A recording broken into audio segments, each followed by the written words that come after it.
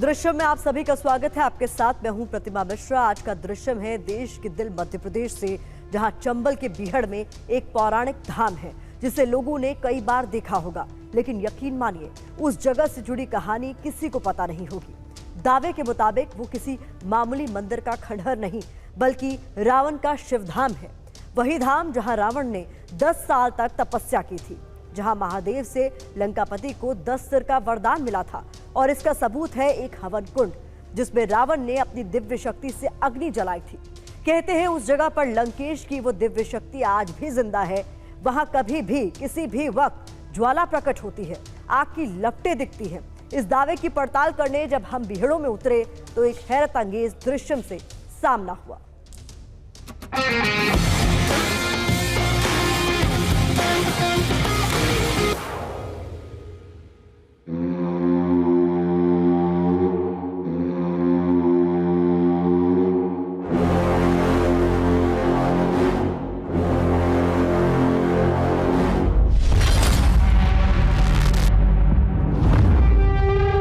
खंडहर हो चुके ये मंदिर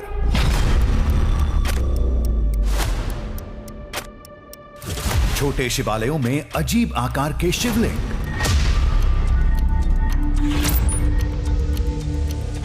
चट्टानों के साए में पनाह लिए जलकुंड,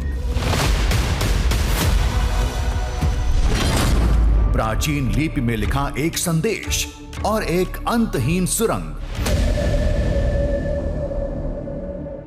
अगर आप इनको महज अवशेष मान रहे हैं तो ये आपकी भूल है। यहां का एक एक पत्थर एक पौराणिक घटना का प्रमाण है।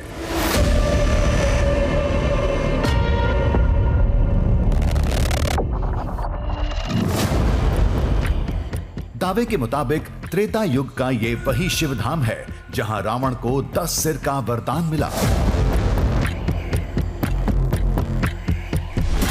जहां लंकेश ने 10,000 साल हवन कुंड जलाकर शिव की तपस्या की,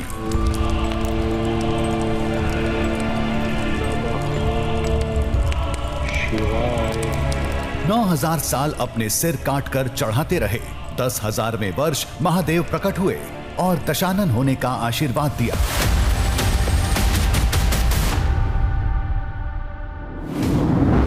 लंका नरेश के नाम पर इस जगह का नाम नरेश्वर पड़ा, जो आज मध्य प्रदेश के मुरैना जिले में पड़ता है।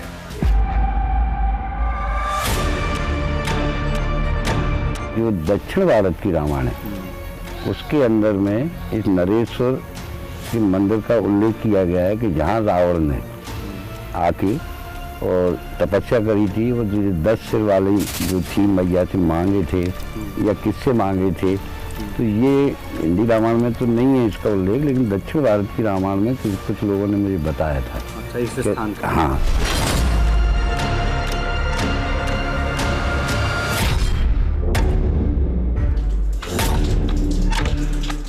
जो दशानन मतलब रावण जो बोलते हैं, रावण ने 10 सिर प्राप्त करने के लिए तपस्या के लिए सबसे अच्छी जगह यहीं चुना था। मध्य प्रदेश में रामायण काल के कई साक्ष्य हैं, लेकिन इस जगह का नाम तो कभी नहीं सुना। ये दावा हम कैसे मान लेते?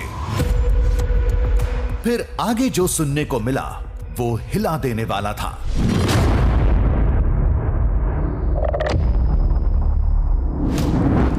कहानी के मुताबिक 10,000 साल साधना के लिए लंका नरेश ने हवन कुंड को कई अद्भुत शक्तियों से जागृत किया था। यहां तक कि अग्नि, वायु और जल देवता कुंड की रक्षा के लिए तैनात किए गए थे। कहते हैं उस हवन कुंड की दिव्य शक्तियां आज भी काम करती हैं। मंदिर के इलाके में अक्सर लोगों को आग की लपटें दिखाई देती हैं। कभी जंगल में, कभी मंदिर के अंदर, तो कभी जल कुंड के आसपास।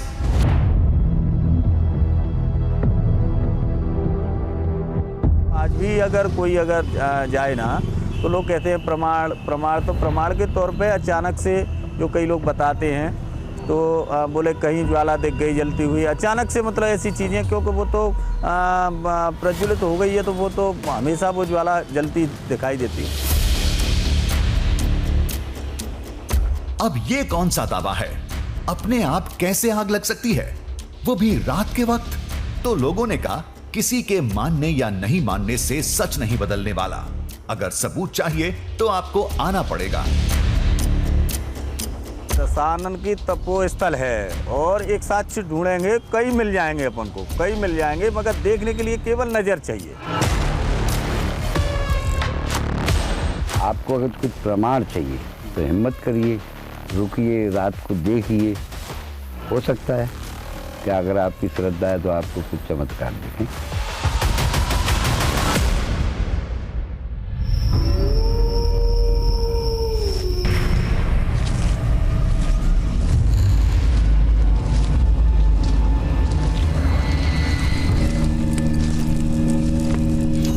मालूम नहीं है, दिमाग बिल्कुल सुन्न हो रहा है।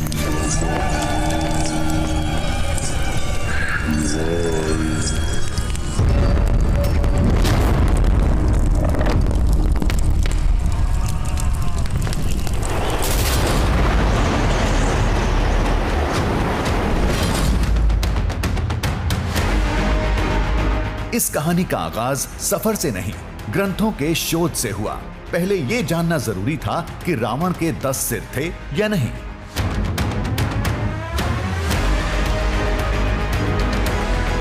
अक्सर कहा जाता है कि रामायण के प्रसंगों की गलत व्याख्या की वजह से भ्रम फैल गया, जबकि रावण के 10 सिर थे ही नहीं।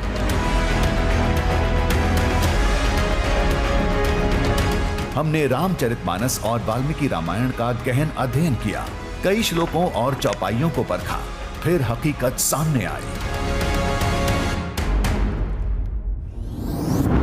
सबसे पहले बात करते हैं वाल्मीकि रामायण की, जिसके सुंदर कांड के 49वें सर्ग में उस समय की घटना है जब मेघनाद नागपाश में बांधकर महाबली हनुमान को रावण के दरबार में लाते हैं, जहां पवन पुत्र पहली बार लंकेश को देखते हैं। यहाँ एक श्लोक है जिसके मुताबिक रावण उस समय 10 सिर के साथ सिंहासन पर बैठे थे। शिरोभिर दशभिर वीरो भाजमानम महोजसम नानाव्याल समाकीर्ण है शिखरैरिव मंदरम। मतलब परम तेजस्वी वीर रावण अनेक शिखरों से युक्त मंदराचल के शिखर की तरह अपने 10 सिरों से शोभायमान हो रहा था।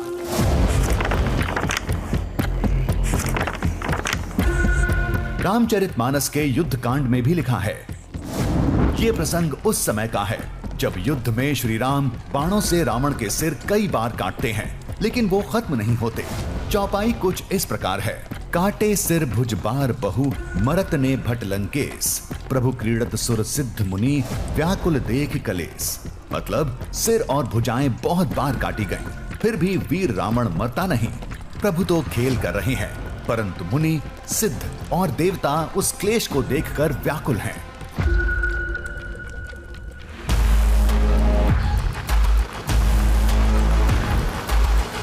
अब कोई शंका नहीं थी, बस दावे की पड़ताल करनी थी, जिसके मुताबिक जहां रावण को भगवान शिव से 10 सिर का वरदान मिला था, वहीं आज भी कुछ दैवीय हलचल होती है।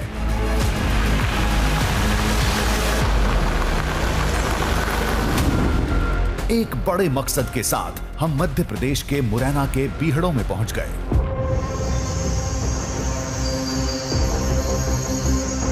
बीहड़ यानी कि जो समतल ना हो, बीहड़ यानी कि जो आसान ना हो, जो बेहद कठिन हो। और इसी बीहड़ से न जाने कितनी कहानियां निकली जो भारतवर्ष और पूरी दुनिया ने देखी और सुनी है। लेकिन जितनी कहानियां निकली हैं उससे कहीं ज्यादा कहानियां इस बीहड़ के इन तिरछे मिर्छे रास्तों में, इन मिट्टी के ढेर में कहीं समा गई, जो कभी निकलकर सामने नहीं आई।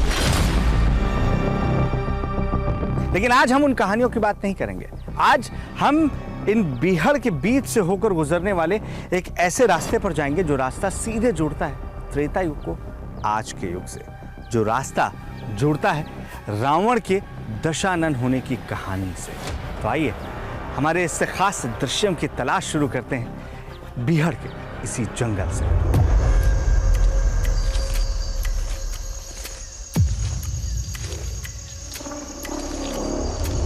रावण के उस शिवधाम तक पहुंचने का यही इकलौता मार्ग था।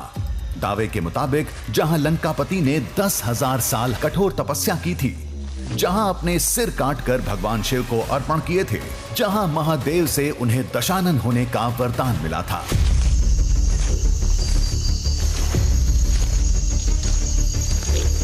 बीहड़ हरा भरा हो या सूखा, इसे पार करने की चुनौती हमेशा रोड़ा साबित होती है।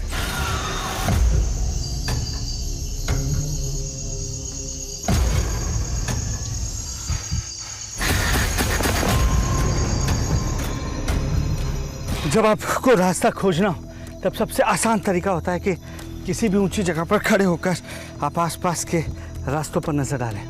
ये टीला सबसे ऊंचा नजर आ रहा है। बेशक ये ज़्यादा बड़ा आपको अभी नजर नहीं आएगा, ये मेरी ऊंचाई से थोड़ा ऊपर ही है, लेकिन इसको चढ़ पाना यकीन मानिए बड़े बड़े पहाड़ चढ़ने से काफ़ी मुश्किल है।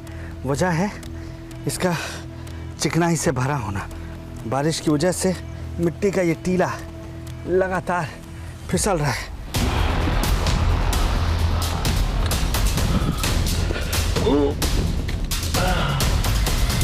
शिवधाम का रास्ता जानने के लिए टीले पर चढ़ना जरूरी था।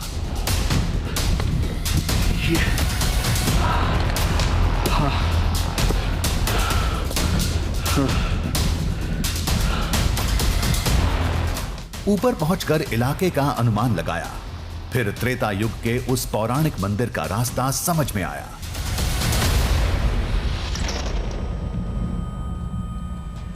मुझे लग रहा है कि हमने शायद कोई गलत रास्ता चुना था, क्योंकि मुझे दूर वहाँ ठीक मंदिरों का एक झुंड नज़र आ रहा है और बिल्कुल साफ सुथरी जगह पर है।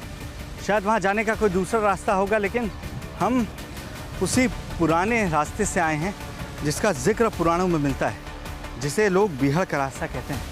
फिलहाल अब हमें इस रास्ते आगे बढ़ना होगा।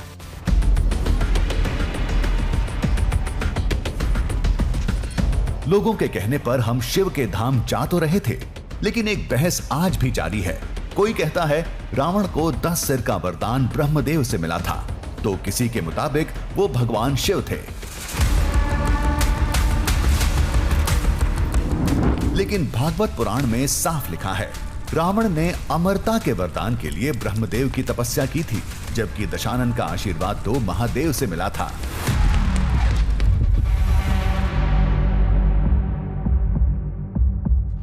तीन किलोमीटर फासला तय करने के बाद दूर मंदिरों का एक समूह दिखा। वो दूर पे कुछ दिख रहा है। मेरा अंदाजा बिल्कुल सही था। हम जिस दिशा में आगे बढ़ रहे हैं, वहां दूर पेड़ों के बीच से झांकता हुआ मंदिर का एक हिस्सा नजर आ रहा है, और अगर मैं गलत नहीं हूं तो यही नरेश्वर महादेव मंदिर हो सकता है। लेकिन अगर मैं ऐसे बढ़ना चाहूं तो ये बहुत मुश्किल लग रहा है। मुझे पहाड़ों के रास्ते अब जाना पड़ेगा ताकि हम जल्दी पहुंच सकें।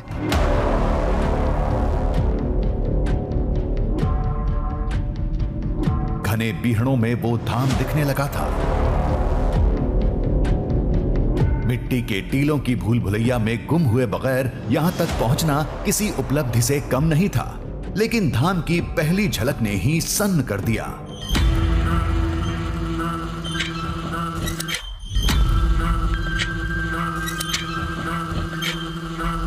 सब कुछ सोच से ज्यादा अद्भुत और अलौकिक निकला। यहां एक दो नहीं, छोटे बड़े कई मंदिर थे।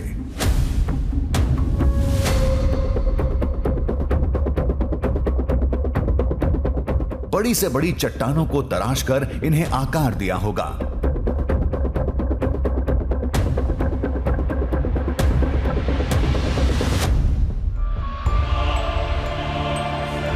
दावे के मुताबिक हम उस धाम में थे जहां आज से सैकड़ों साल पहले रावण की कहानी पलटी थी, जो लंकापति से 10 सिर वाले दशानन हो गए थे। नरेश्वर यानी नरेश का ईश्वर, क्योंकि लंका नरेश कहा जाता था रावण को, और यही वजह है कि लोगों की मान्यता है कि लंका नरेश से ये स्थान नरेश्वर कहा जाने लगा है। ये वही स्थान है जहाँ इस वक्त मैं खड़ा हूँ, जहाँ पर मान्यताओं के मुताबिक रावण ने एक दो नहीं बल्कि 10,000 साल तक तप किया था, और हर 1,000 साल तप करने के बाद वो अपना गला काटता था, अपना शीश अर्पित करता था भगवान को।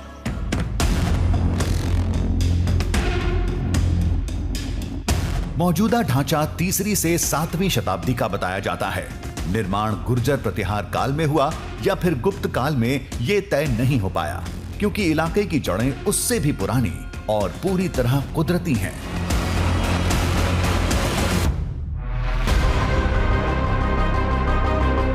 मंदिर के ऊपरी हिस्से में 2 जलकुंड हैं, जहां बरसात का पानी जमा होता है।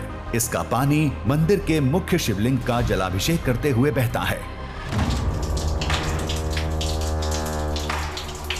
अगर मैं आपसे ये कहूँ कि एक जलधारा के नीचे मैं बैठा हुआ हूँ तो आपको यकीन ना होता अगर आपके सामने पानी की ये बूंदें न टपक रही होती। ये मंदिर ऐसा ही बनाया गया है कि अगर ऊपर से पानी तेज़ी से बहता जाए तो भी इस मंदिर को कोई क्षति ना पहुँचे, और अगर जलधारा तेज़ होती है तो मंदिर के भीतर अगर पहुँच भी जाती है तब भी उसका स्तर इतना नहीं बढ़ सकता है कि वो शिवलिंग को कुछ नुकसान पहुंचा सके। वो इसका अभिषेक कर सकती है, इसे स्पर्श करके वो यहाँ कोने में बने इस सुराख से बाहर निकल जाएगा। उसकी प्रॉपर व्यवस्था है।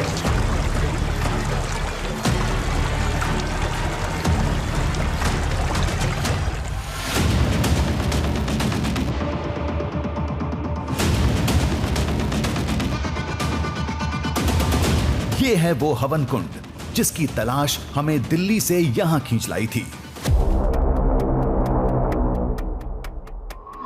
ये केवल एक प्रतीक है। मान्यता है कि रावण ने अपना दिव्य हवन कुंड यहीं बनाया था। वो कोई आम कुंड नहीं था, उसमें देवताओं की दिव्य शक्तियों के साथ राक्षसों का माया जाल भी था। रावण ने जब इस स्थान पर तप किया, लोग मानते हैं और बताते भी हैं कि वो तप सालों तक चलना था। 10,000 साल तक वो तप यहाँ पर चला था, ये मान्यता है। और ये निर्विघ्न चल सके इसलिए रावण ने तप शुरू करने से पहले ही अग्निदेव, जलदेव और पवन देव का आवाहन किया था। उस हवन कुंड में अग्नि स्वयं अग्निदेव की तरफ से दी गई थी ताकि वो निरंतर जलती रहे। पवन देव इस बात को लेकर आश्वस्त रावण को कर चुके थे कि हवा की वजह से हवन में कोई बाधा नहीं डलेगी, जबकि जलदेव को भी इसलिए मना लिया था कि बारिश की वजह से या पानी की वजह से हवन में कोई बाधा नहीं आएगी, वो निर्विघ्न चलता रहेगा।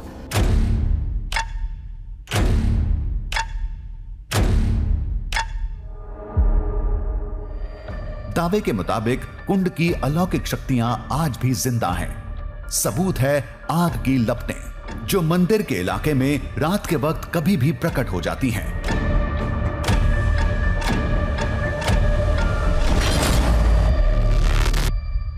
आज भी अगर कोई जाए ना तो लोग कहते हैं प्रमाण के तौर पे अचानक से जो कई लोग बताते हैं तो बोले कहीं ज्वाला दिख गई जलती हुई अचानक से, मतलब ऐसी चीज़ें, क्योंकि वो तो प्रज्वलित हो गई है तो वो तो हमेशा वो ज्वाला जलती दिखाई देती है। इस धाम को लोग जानते हैं, लेकिन इससे जुड़ी कहानी कुछ स्थानीय लोगों के अलावा किसी को नहीं पता। दक्षिण भारत के कंब रामायण में मध्य प्रदेश के इस नरेश्वर मंदिर का जिक्र किया गया है।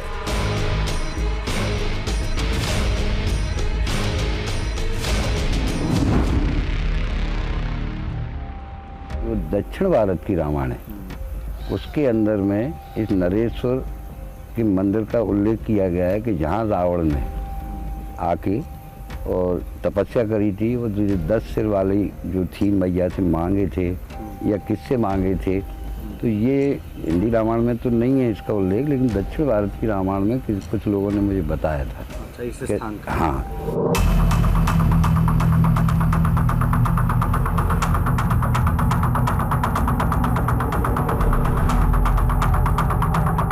चमत्कार के बड़े दावे के साथ अक्सर दंत कथाएं भी जुड़ जाती हैं। एक कहानी ये बताती है कि रावण ने यहाँ अकेले तपस्या नहीं की थी, उनके साथ उनके भाई कुंभकर्ण और विभीषण भी थे, जो इस सुरंग के रास्ते लंका से आते थे।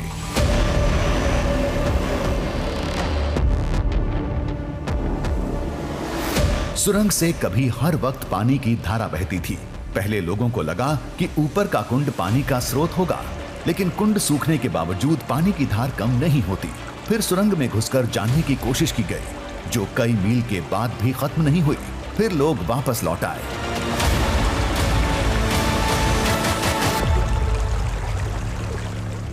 लोगों का मानना यह है कि ये वही रास्ता है जिसके जरिए रावण अपने दोनों भाई यानी कुंभकर्ण और विभीषण के साथ लंका से यहाँ पर पहुँचे थे। बल्कि कुछ लोगों का ये भी मानना है कि ये रास्ता सीधे यहाँ से ग्वालियर में खुलता है।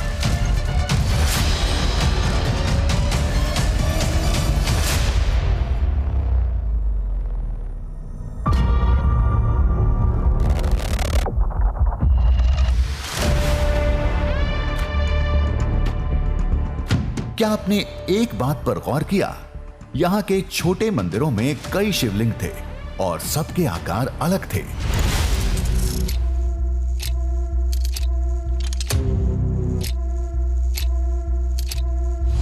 यहाँ कुल 10 आकार के शिवलिंग हैं और इसके पीछे भी रावण के दशानन की कहानी बताई जाती है। यहाँ पर आप देखेंगे जो शिवलिंग है, प्रायः आप देश के किसी भी हिस्से में जाएंगे तो इस तरीके की शिवलिंग आपको देखने को मिलती है, जिसे आप अंडाकार कह सकते हैं। लेकिन यहाँ पर जो शिवलिंग रखी गई है ये गोलाकार है, यानी जब इसके ऊपर आप नज़र डालेंगे तो ये ऊपर से आपको गोल नज़र आएगी। और सिर्फ ये 2 आकार नहीं, अलग अलग मंदिरों में अलग अलग आकार के शिवलिंग आपको देखने को मिल रहे हैं। लोगों का ये दावा है कि यहाँ 10 आकार, चाहे वर्गाकार कह लीजिए, चाहे आयताकार कह लीजिए, गोलाकार, अंडाकार, ऐसे 10 आकारों के शिवलिंग आपको नज़र आएंगे। और इसकी वजह सिर्फ एक बताई जाती है कि दशानन यानी 10 सिर वाले रावण ने जब यहाँ पर तपस्या की थी तो उसने 10 रूपों को भोलेनाथ के यहाँ पर पूजा था।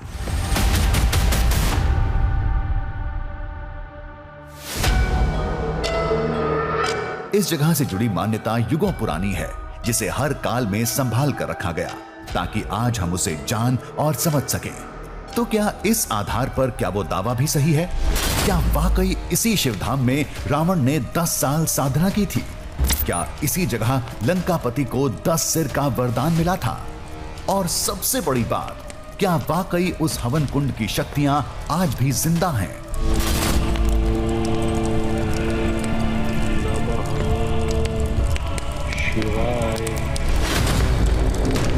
तो क्या हमें आज रात में वो दिव्य अग्नि दिखेगी?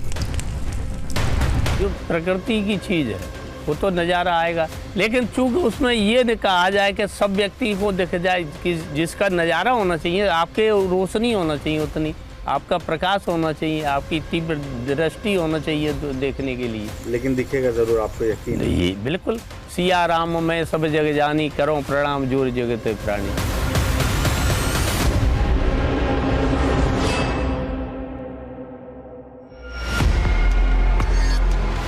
बिना परखे तो सोना भी पीतल लगता है। ये तो एक अविश्वसनीय दावा था। आज रात हम इस धाम की निगरानी करेंगे। देखते हैं हमें वो ज्वाला दिखती है या नहीं।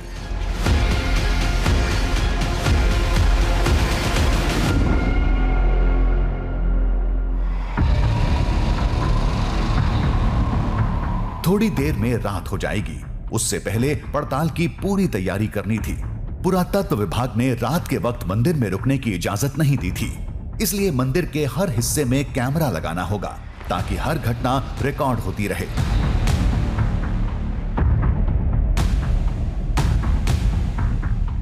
अब हमें उन जगहों को यहाँ पर पॉइंट आउट करना होगा जहाँ से हम ज़्यादा से ज़्यादा हिस्से पर नज़र रख सकें। मंदिर बहुत बड़ा था। हमने इसे 4 हिस्सों में बांटा। अंदर के 3 हिस्से में कैमरा लगेगा और चौथा हिस्सा जो धाम का बाहरी इलाका है वहां हम खुद रहेंगे। हम इसके अलग अलग कोनों पर अलग अलग कैमरा लगा रहे हैं। नाइट विजन कैमरा है ताकि रात का वक्त भी हम इसमें कैप्चर कर सकें अच्छे से। एक यहाँ लगा रहा हूँ और एक मंदिर के सामने हम लगाएंगे कि मंदिर के आसपास कोई चहलकदमी होती है तो हम वो भी देख सकें।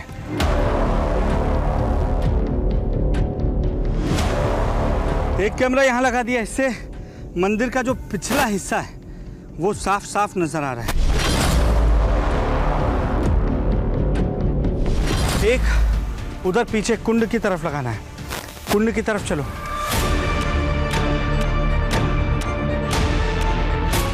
कैमरा है ना तुम्हारे पास? लेकर आओ इधर। एक कैमरा हमने मंदिर के प्रांगण में लगाया, दूसरा ऊपर वाले हिस्से में और तीसरा जलकुंड के पास।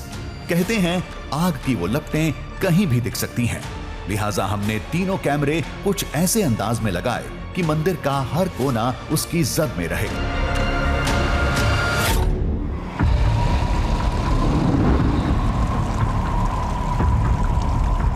और बाहर मंदिर के पास जंगल वाले इलाके में हम खुद पहरा देंगे।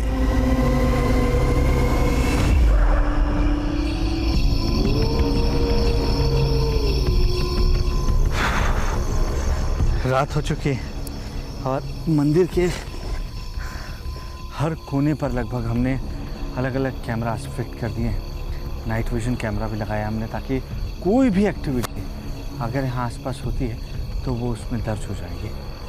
बहरहाल मैं इस हिस्से पर बैठा हूँ जो कि खुला हिस्सा है।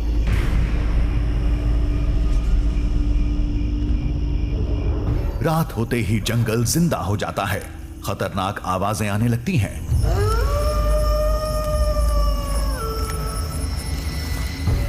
यहां बड़े जानवर तो नहीं हैं, लेकिन शिकारी कुत्ते और भेड़ियों का खतरा था।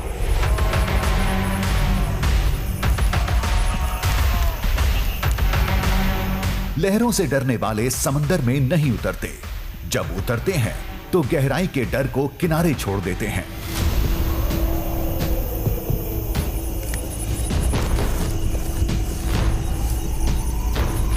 हमने भी हर खौफ को दिल से निकाल दिया था, बस जंगल से आ रही हर आवाज पर कान लगाए बैठे थे और निगाह वहां तक थी जहां तक निगाहें जा रही थी।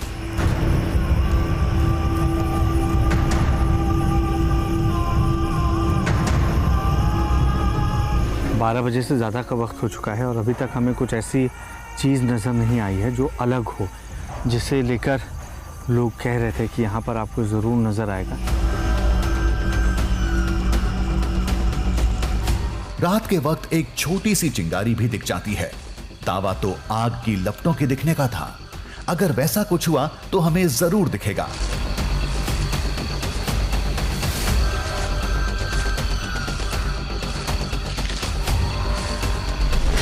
उधर मंदिर में 3 कैमरे और चौथे हम खुद।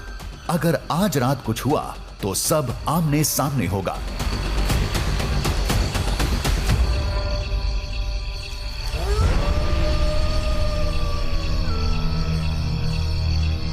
बहुत देर पहरेदारी की, कुछ नहीं दिखा। निगरानी करते करते थकान से आंख लग गई।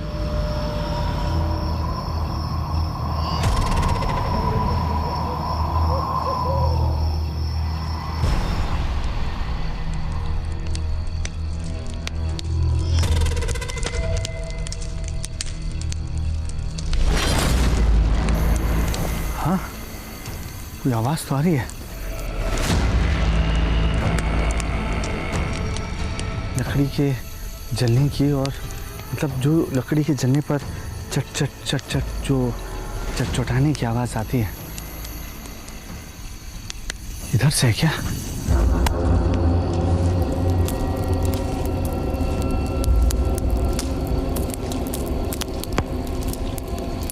एक आवाज ने हमारे रोंगटे खड़े कर दिए। लकड़ियों के जलने के साथ मंत्र की हल्की बुदबुदाहट सुनाई दे रही थी।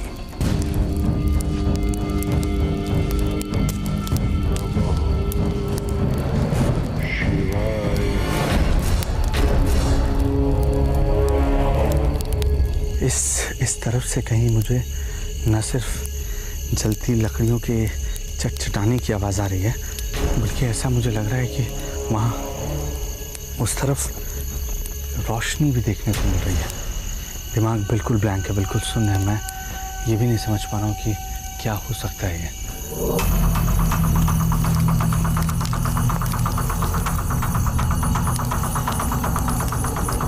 रोशनी भ्रम हो सकती थी, लेकिन आवाज साफ सुनाई दे रही थी।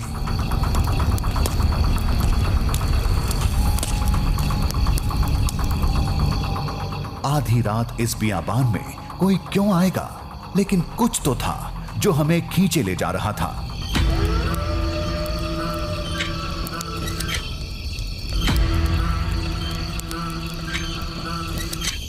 मुझे मालूम नहीं है, दिमाग बिल्कुल सुन्न हो रहा है। किस चीज की आवाज आ रही है? शांत रहना, एकदम शांत। उस साइड चलो, उस साइड चलो।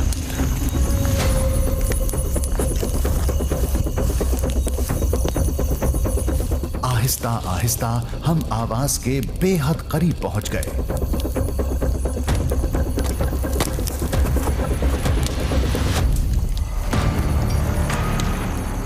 झाड़ी हटाकर हमने जैसे ही उस पार देखा, शरीर में 1000 वोल्ट का करंट दौड़ गया।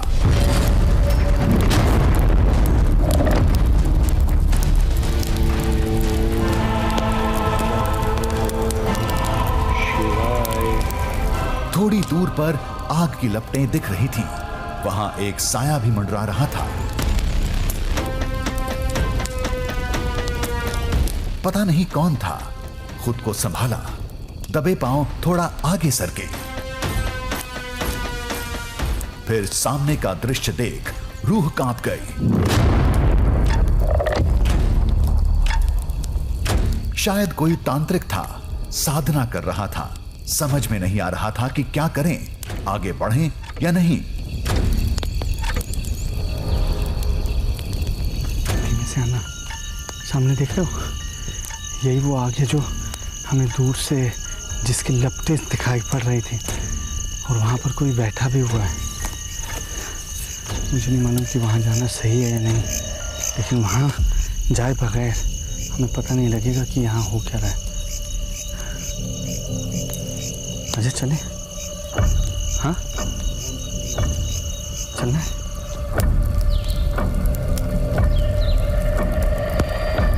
डर था, लेकिन जानने की उत्सुकता भी थी। कदम अपने आप लपटों की तरफ बढ़ते चले गए। डरते डरते हमने बात शुरू की। नमस्कार जी। आप यहाँ क्या कर रहे हो? नहीं, हम कोई बाधा डालने नहीं आए हैं। हमने पूरी कहानी बताई। आने का मकसद बताया तो तांत्रिक भयंकर क्रोधित हो गया। आप यहाँ तपस्या को देखने आए या चेक करने आए? यहाँ गलत है या सही है? हमने किसी तरह उनका गुस्सा शांत किया। बताया कि हम बस सच जानने आए हैं। तो इस शख्स ने बेहद चौंका देने वाली बात बताई। तांत्रिक के मुताबिक रावण का वो शिवधाम और उसके आसपास का ये इलाका तंत्र मंत्र के लिए उपयुक्त माना जाता है। लिहाजा देर रात इस इलाके में कुंड जलाकर साधना होती रहती है। और आगे जाओगे तो बहुत से संत मिलेंगे, छोटे बड़े संत इतने मिलेंगे तपस्या करते हुए, बहुत ज्यादा। उन्हें आप देखो, आप देख कर थोड़ा अचंभित करोगे और भ्रमित होगे। ये सुन हमारा माथा ठनका। कहीं इसी आग को लोग रावण की दिव्य शक्ति तो नहीं मान लेते। रात के वक्त आम आदमी तो वैसे भी इधर आने से रहा। दूर से साधना की आवाज और आग की लपटें दिखती होंगी और लोग इसे दशानन से जोड़ देते होंगे। यहां बहुत देर रुकना मुनासिब नहीं था। तुम यहाँ से जाओ, मैं थोड़ा और पूजा करूंगा, तपस्या करूंगा। ठीक है, रामदेव जी। तांत्रिक अपनी साधना में मशगूल हो गए। हम अपनी जगह लौट आए।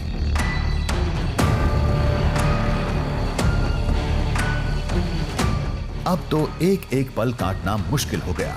खामखा लोगों की बातों में आकर हमने वक्त गंवाया। पहले ही समझ जाना चाहिए था। हवा में आग कहां से प्रकट होगी?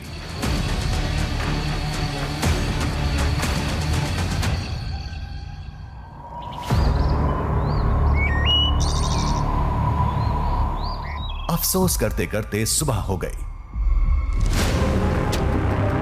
सुबह होते ही हम बुझा मन लेकर मंदिर से कैमरे उठाने चल दिए। हमें मालूम था उसमें कुछ भी चौंकाने वाला नहीं मिलेगा, क्योंकि दावा हवा हवाई था। तभी गर्म राख पर पैर पड़े। एक सेकेंड।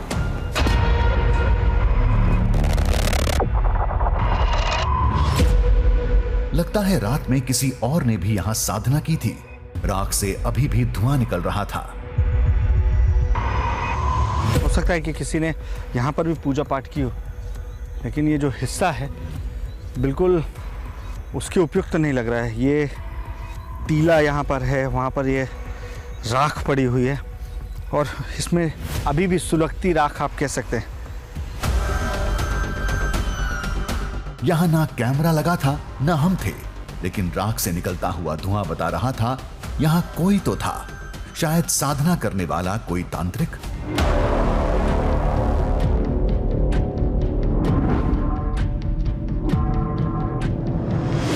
जब हम मंदिर पहुंचे सब कुछ सामान्य था, बिल्कुल हमारी सोच के मुताबिक।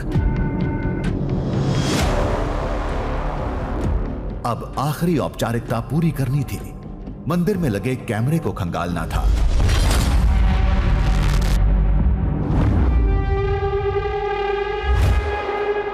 जो तमाम कैमरा हमने अलग अलग जगहों पर लगाए थे, अब उनमें क्या देखने को मिल रहा है, क्या कोई अलग हलचल देखने को मिली है, ये एक बार देख लेते हैं। आप बाकी कैमरास इधर ही ले आइए, सारे कैमरास यहाँ ले आइए, यहाँ खड़े होकर देखते हैं।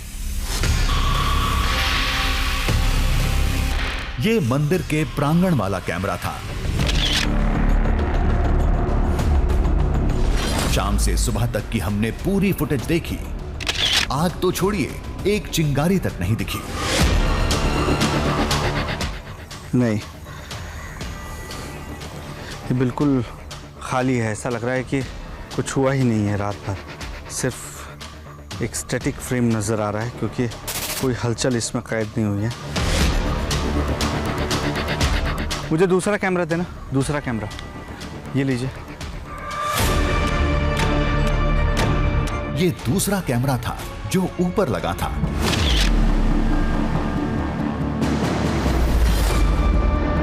इसमें भी वही हुआ जो हम सोच रहे थे। नहीं, मुझे नहीं लगता कि किसी भी कैमरा में कुछ मिलेगा, क्योंकि जो हमें मिला था, अगर वो राख का ढेर किसी पूजा करने वाले का स्थान रहा हो, वो बचा हो, तब इससे कोई इनकार नहीं किया जा सकता। लेकिन फिलहाल इसमें कुछ ऐसा देखने को नहीं मिल रहा है।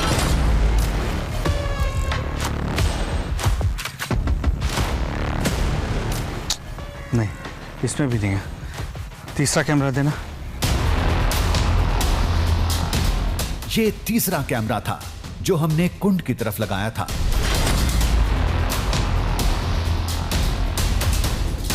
जल्दी के चक्कर में हम इसे फास्ट फॉरवर्ड में देख रहे थे। अंधेरे की वजह से कुछ साफ नहीं दिख रहा था, फिर भी एक बार नजर तो डालनी ही थी। अचानक तभी ये एक सेकेंड जूम करना। ये कुंड की तरफ की फुटेज थी। देर तक सब कुछ शांत रहता है, तभी अचानक आग लगती है।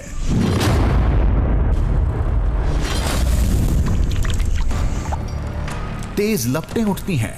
उस समय पानी में हलचल भी होती है। एक बार और देखिए।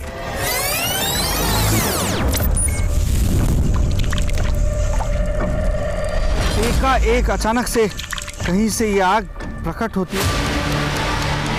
हमने इस दृश्य को कई बार देखा। स्लो मोशन में भी समझने की कोशिश की। ये मंदिर के ठीक पीछे देखिए, एकाएक ऐसा लग रहा है कि कोई ज्वाला सामने आई और गायब हो गई। पलक झपकते ही वो बुझ गई है। कहां से आई, कैसे बंद हुई, ये कुछ नहीं समझ में आ रहा है। आग एकदम से लगी थी और अचानक लगी थी। साथ में पानी में भी हलचल हुई।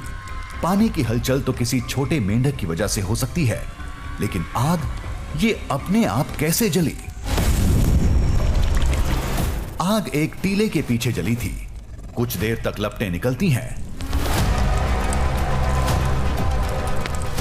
आंच थोड़ी मध्यम होती है, फिर बुझ जाती है।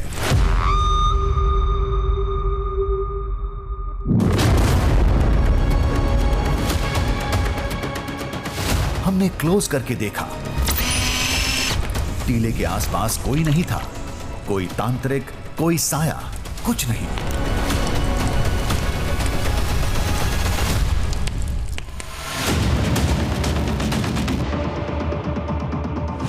फुटेज छोड़ हम तुरंत उस जगह पर गए। वहां कोई राख भी नहीं थी।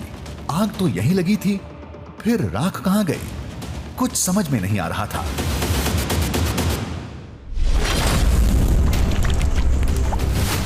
क्या ये वही आग थी जिसका लोग दावा कर रहे थे?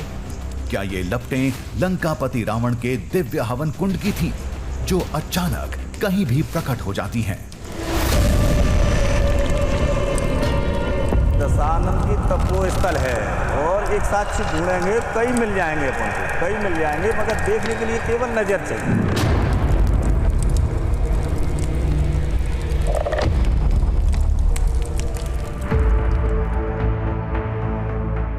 आग तो खुद से लगी थी, लेकिन कैसे?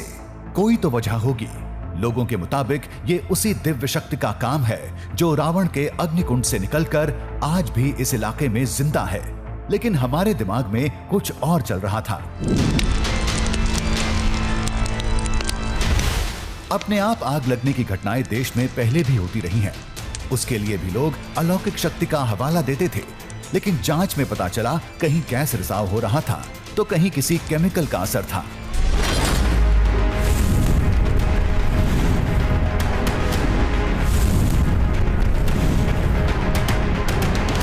इसका फायदा जादूगर भी अच्छे से उठाते हैं, जो बिना चिंगारी आग के शोले भड़का देते हैं।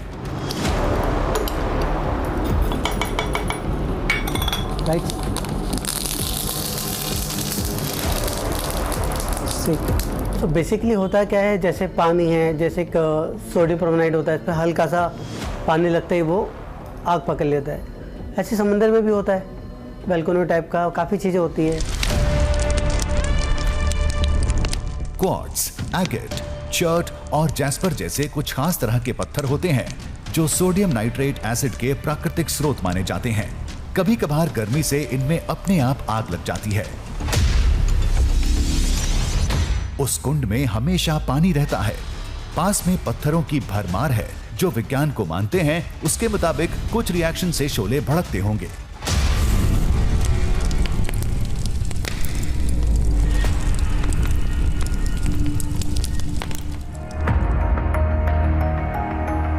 आस्था अपनी जगह सही है, लेकिन विज्ञान पक्ष की अनदेखी भी नहीं की जा सकती। अंदाजा यही लगाया जाता है कि कुंड से किसी गैस का रिसाव होता होगा, कोई खास तरह का पत्थर होगा जिससे कभी कभार अपने आप आग लग जाती होगी। पहले से कहानी सुने लोग इस घटना को रावण से जोड़ देते होंगे। वैसे भी तंत्र मंत्र की वजह से उस जंगल में हवन कुंड जलते ही रहते हैं। बहुत सारे ऐसे पत्थर आज भी हैं और ये राजस्थान में मिल सकते हैं, आपको ऑल ओवर वर्ल्ड मिलेंगे। जैसे ओपल पत्थर है, चकमक पत्थर है एंड सिलिका, आई थिंक ऐसे कुछ पत्थर है। तो उसको आप आज भी ऐसे रब करके देखो, उसमें फ्लेम निकलेगा। और कुछ चीज़ें होती है जैसे पत्थर होते हैं आपस में, अगर समुद्र के साइड में किनारों में देखो तो हल्का सा कुछ ना कुछ फ्लेम पॉसिबल है, इसमें कोई बड़ी बात नहीं।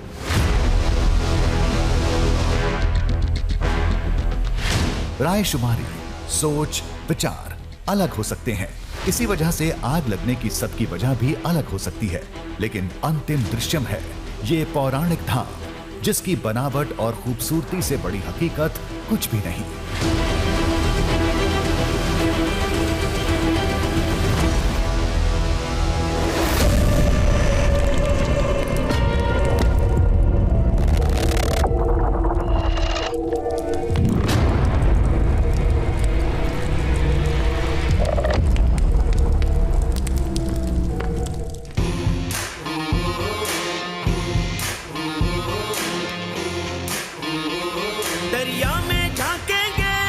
पर्वत को नापेंगे, बांधेंगे धरती को अंबर की डोरों से, सूरज के चेहरे से पर्दा हटाना है, तूफान आंधी को भी अब चीर के जाना है, कुदरत की मुट्ठी से अब छीन लाएंगे हम, कुदरत की मुट्ठी से अब छीन लाएंगे हम। दृश्यम दृश्यम दृश्यम दृश्यम दृश्यम दृश्यम